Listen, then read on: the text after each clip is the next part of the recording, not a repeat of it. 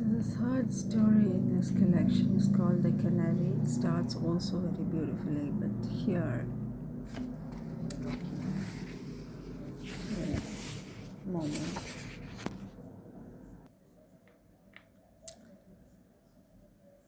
But here, I loved him. How I loved him. Perhaps it does not matter so very much what it is one loves in the world, but love one must. I think that is what it says.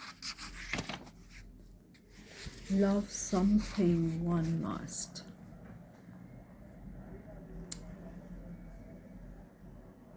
You know, it's the beauty of language that really makes a story worth reading.